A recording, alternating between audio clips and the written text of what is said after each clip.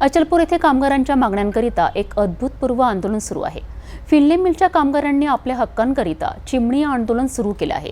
गेल्या 5 दिवसांपासून 2 कामगार मिलच्या चिमणीवर चढून बसले आहेत आणि त्यांनी जोपर्यंत त्यांच्या मागण्या मान्य होत नाही तोपर्यंत खाली उतरण्यास नकार दिला आहे।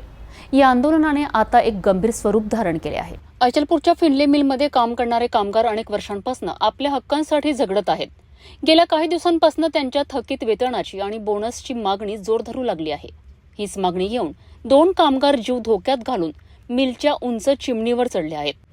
या आंदोलनाला आज 5 दिवस पूर्ण झाले आहेत, परंतु दुर्दैवाने अजूनही फिनले मिल प्रशासन, नॅशनल टेक्सटाईल कॉर्पोरेशन आणि स्थानिक लोकप्रतिनिधींनी याकडे लक्ष दिलेले नाही। यामुळे कामगारांमध्ये संतापाची लाट पसरली आहे।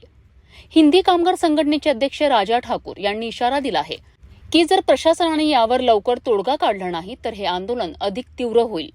या कामगारांचा आरोप आहे की मिलमधील 70 लाख रुपयांचा माल परस्पर विकण्यात आला आहे। हा पैसा इंदू मिल, पोद्दार मिल आणि टाटा मिलच्या कामगारांना बोनस म्हणून देण्यात आलाय, परंतु अचलपूरच्या कामगारांना मात्र त्यांच्या हक्कांपासून वंचित ठेवण्यात आले आहे। त्यामुळे आता या कामगारांवर उपासमारीची आणि आत्महत्येची वेळ आली आहे।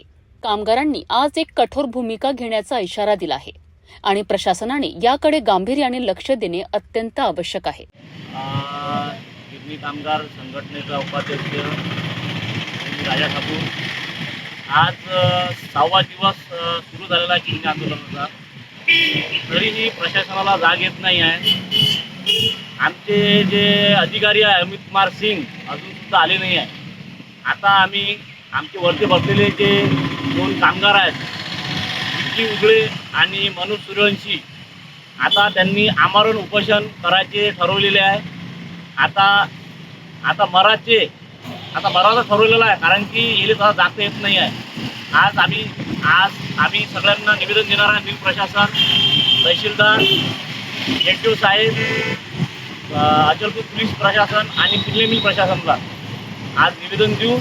उद्या तारीख 13 तारखेला आम्ही आमरण उपोषण सुरू करणार आहे। याची जेही जबाबदारी राहील, या कामगाराचं बरं वाईट होईल याची सर्वस्व जबाबदारी अमित कुमार सिंग, फिनले मिल प्रशासन, WRO राजू, कुमकुम राजू, संदीप शर्मा, मुंबई NTC आणि दिल्ली NTC ऑफिस यांची राहील। थकीत वेतन आणि बोनससाठी सुरू असलेले हे चिमणी आंदोलन आता प्रशासनाकरिता एक मोठा प्रश्न बनले आहे। या आंदोलनाची पुढील दिशा काय असेल याकडे सर्वांचे लक्ष लागून आहे। प्रशासनाने यावर लवकरात लवकर तोडगा काढणे गरजेचे आहे, अन्यथा या समस्येची व्याप्ती वाढू शकते।